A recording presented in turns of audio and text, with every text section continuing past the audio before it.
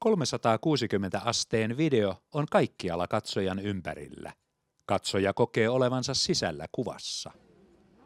360 videon käyttökohteet ovat monet. Video vie katsojan paikkoihin, joihin hänellä ei oikeassa elämässä olisi pääsyä.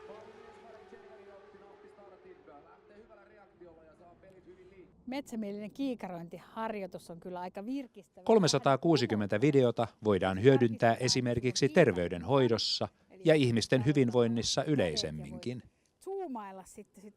Metsämieli on esimerkki sisällöstä, joka tuo luontoelämyksen kaikkien saataville.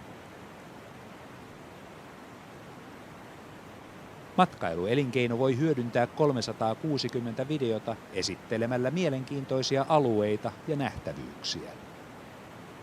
Parhaimmillaan se herättää katsojan kiinnostuksen vierailla oikeasti paikan päällä.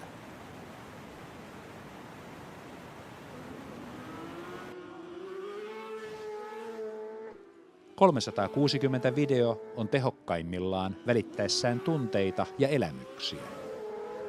Siihen liittyvät myös tarinat ja niiden kertominen uudella tavalla. Katsoja suorastaan uppoaa näkemäänsä maisemaan.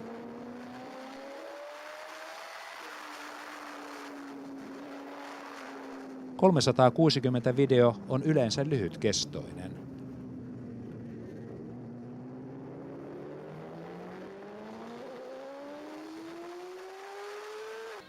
Tää nyt elokuvaa. No niin, saako lähettää terveisiä? Välkkyykö tuo punainen? Okei, Nyt se ottaa. Eli me ollaan nyt siis Taitavasti sisältöjä tuottaen vangitsevia tarinoita voi kertoa jo muutamassa minuutissa. Tuli just kirjaista. 360 tuotantojen ammattilainen on 360 Virtual Reality Global.